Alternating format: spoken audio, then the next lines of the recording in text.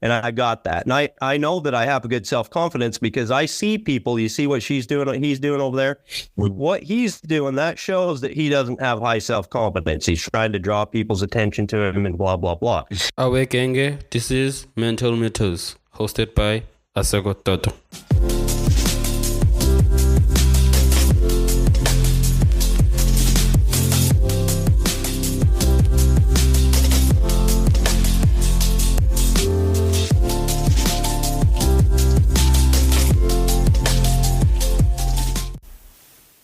Hello everyone, welcome to another episode of Mental Metals. I'm your host, Aseko Toto, and before we dive into today's incredible conversation, I have a small favor to ask.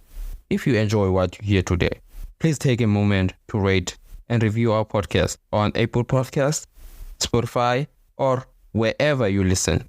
Your feedback not only helps us improve, but also helps others discover the valuable insights we share every week. And if you find today's episode particularly inspiring or insightful, don't forget to share it with your friends, family, or anyone you think could benefit from it. Thank you for your support. It truly means the world to us. Now, let's get back into our conversation. I would like to say thank you so much for being there. I really appreciate it and really appreciate you for responding to my message on partners. Really appreciate it for the conversation around mental health and the world that the feeling of feeling inadequate and unworthiness. It's quite one of the conversations that drives people in terms of commit solutions in terms of suicides and people not be able to hurt themselves and not even themselves that love that they deserve. So for those ones, I would like to welcome you to Mental Metals. We appreciate you for being here. Thanks so much. Appreciate the opportunity. Tell me, I don't know how to pronounce your name though. It's Aseko. One more time. It's Aseko. Aseko or Asiko? Yeah. Come again. The second one. Asiko? Yeah, it's quite close, and I understand it. Aseko. Yeah. It's that one. Okay. Yeah. Asako. Yeah. And again, thank you so much. And one thing I realized that definitely there are things that I feel like we in life we had symbols, things that actually symbolize in a way of the reason why I am actually going before we actually have the initial conversation. Actually, I'm having the initial conversation. My first question to you, what does the horse symbolize in terms of that? The horsemanship. What does the horse symbolize? Well, to me, the horse symbolizes magnificence and beauty and a power greater than ourselves. It helps us easy to be able to recognize that there are powers greater than ourselves. They're these magnificent, extraordinary creatures that we get the opportunity to be able to see, and I think it's just a blessing to be able to have them in our life. But I think that to me they symbolize magnificence, and that they're is in fact a creator that has created this magnificent world with extraordinary creatures like horses in it. Mm-hmm. And to your answer, it goes back to something that I guess keep on saying in terms of fire brains, and also something that Jordan Peterson used to say in terms of there is a hierarchy of power in a way. And if you don't in every aspect, in terms of when it comes to mental health, some people have different ways of coping with it. Some people in terms of to pray to God, in terms of allowing God to actually sit in terms of assessing them, of seeing the way or trying to find a solution. And when it comes also to God in a way of worthy, in a way of having a purpose in life. Some of us, I know myself that the fact that I believe that the purpose that I have in terms of talking about mental health is that comes from God, in terms of I thank God every day that I'm able to sit here and because people of the conversation that are around mental health. And something that I saw that you have dealt with addiction and recovery. Can you take us through that? I will take you through that. As a young man, when I say a young man, in my teenage years and into my 20s, I had this thing that just was rattling around in the back of my brain. And what it felt like is that you're different than the rest of the world, right? They're a little bit better than you. You're not quite right. And I tried to figure out this is in retrospect. I don't really know this stuff is going on. I just have these ideas, these thoughts, these feelings that, that I don't measure up, that I'm not the same as. And so I'm trying to be the same and trying to fit into groups in school. And I did, and I tried to do good in school. And I did pretty good in school and sports. But all of the time I have this rattling around in the back of my head saying, you're not as good as the rest. And, Seiko, I don't know where it came from. I wish I could, I really don't wish I could blame it on, I can't blame it on anybody, but because I didn't have what I would consider any trauma. I didn't have a terrible childhood or anything like that. And as I look at young people and I look at life as we grow up, I think that we all have to go through something similar because, we come into this world, we don't know what the hell's going on. We don't know where we fit in. We don't know what our place is. And sometimes a lot of us may have to one degree or other, for whatever reason, we have these ideas that we might not just measure up. Mine were pretty strong for whatever reason. At about the age of somewhere around 16, I was introduced to alcohol and I found the solution to my problem. I literally found the solution. I mean, end of story. All my inhibitions and inadequacy was gone. Okay. I found the answer at the bottom of a bottle of alcohol, and that felt pretty good. And, when it was fun and it was exciting and it was, and all of that. And in addition, I felt better. This thing that I had, this voice, this, messaging inside my mind was solved, and it was peaceful for a little while. The thing of it is I took that pretty seriously, and I became, I became addicted to alcohol, and I drank to excess for decades on a daily basis. I mean, 100%. I didn't miss any days. I got to where I was drinking so much it was just totally shameful, and all the things that I was doing while I was drinking, unbeknownst to me, were adding to this inadequacy that I had in my mind. I caused a tragic DUI accident, and I was locked up in jail for a period of time. And that was just the beginning of it. And then I felt worse about me. And then I felt like a total loser. And then I wished I was dead for a while. And then I wished that I could just make all this go away. But I continued to find temporary relief with alcohol because it felt better in the immediate time. I could find a solution and feel better. And so I just kept doing it, and I kept doing it, and I kept doing it. And, on the back end playing around me, I thought I was functioning fine. I was going to work. I was paying my bills. I was, everything was kind of okay.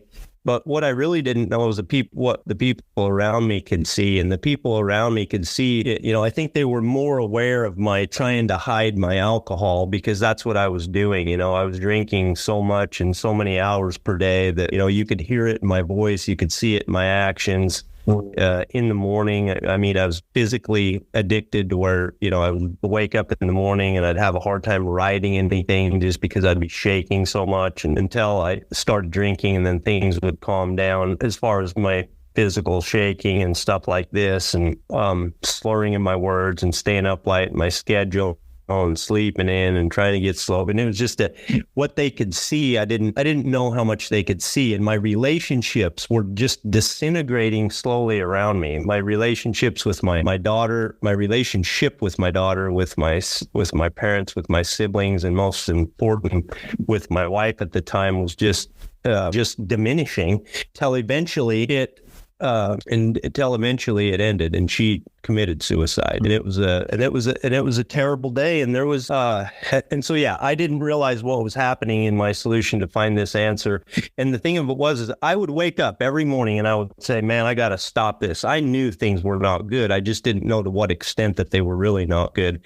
And I would wake up in the middle of this, and every day I'd wake up and I'm like, man, I got to stop doing this. I'd feel terrible when I woke up, and then I would go and I would repeat the same process that day. I'd say, don't do it, into myself, and then I'd go do it. So I'd break my promise to myself. And when you live the things that are not consistent with your values, like that example right there, it does damage to you who you believe that you are. And fortunately, I came to realize, it took me a long time to come to it, but I came to realize that, I could choose what I believed about me. And I didn't know that. I thought it's just the way it was. I thought the way it was is the way it was. I thought my thoughts were circumstances. I thought that the thoughts that I have and the beliefs that I had were the way that they were. I didn't even know that it was available to me to be able to change what I thought and what I believed in. And like I said, like I've said before, with the help of God and horses, I was able to break free. I was able to make a clean break and break free and be done with it. And it was one of the most liberating things that I've ever done. One day it was over, and I chose for it to be over, and it's been over since. And and I won't be going back to it, because the temporary solution I found that made me feel better, it did make me feel better. Otherwise, I wouldn't have kept doing it. But I did it. The cost that I paid for that was tremendous. And I wish, and so that's why the horsemanship journey has a stable living, is because that I wish that I would have known how to understand what was going on in my mind early on, how to manage my mind, that it was okay to kind of men of my generation were, I think our parents were just too busy just kind of getting by, and they didn't know. And I'm not blaming anybody for anything, but, they did the best they could, and so did we. But today I believe we have so much more information available that, had I known that then, I think the trajectory of my life would be a big difference. But, I am grateful that I had that experience, because it helped strengthen me and make me what I am today. Because I talk to a lot of people, and I believe that as people begin to, change how they believe about themselves, it makes everything changes in their life. And I feel like, in a way, I agree with you in terms when it comes to when you're being inadequate and unworthy, you actually trying to pursue things that will have a quick effectiveness when it comes when you've been mentioned in terms of alcohol. Some people even try drugs. And in a way, as someone that is young, I've seen it. And currently I'm in the city and I'm seeing it. And as much as some people are not seeing it as an addiction per se, but they see it as actually, just drinking, having fun. Whereas I realized also on myself is that the fact that I'm drinking, I'm not really for fun. I'm drinking that just to numb the pain. I'm drinking just to have that thing of, no, I'm not worthy. I am worthy and I'm adequate. Whereas at the same time, learning for myself and avoiding to do the hard work in a way of trying to work on myself, trying to understand why am I feeling this way?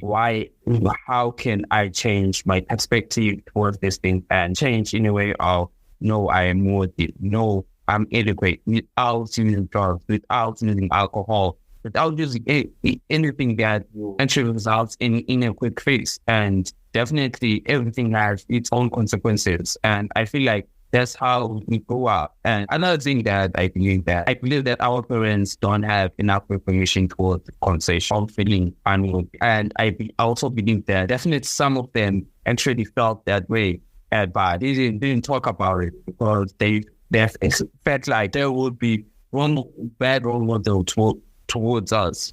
And I saw that also that you are a coach. So what is the relationship between self-worth and addiction in a point of view of being a coach? Well, I'll talk just a little bit more about this idea of how that we believe about ourselves, because the thing about it is I think that I have come to believe, and I can prove it in 1,000 ways, but I've come to believe and know that really that the way that we believe about ourselves influences every single thing that we do. Okay. Now, I think that we all sort of know that. We hear that. We can kind of see it in ourselves. I think that, self-confidence, the word, when I say believe about ourselves, I'm talking about words it's going to encompass everything. It's going to encompass self-confidence, self-esteem, our self-image, our relationship with ourselves, all of that, our faith in ourselves, we're going to call our belief about ourselves, okay, or self-confidence. I'm saying it's one and the same. The beliefs that we hold to be true about ourselves, okay, influence. I had a guest on my show, her name was Cheryl Green, and she said that she believed that every negative human behavior was as a result of the way that we feel about ourselves. Mm-hmm. And I thought about that a second. I thought about this long and hard, and since I have not been able to prove that that is not true, at the root of every negative human behavior, I agree with Cheryl that is a lack of something, or is tied to a belief that we have about ourselves. Brooke Castillo is the owner of the Life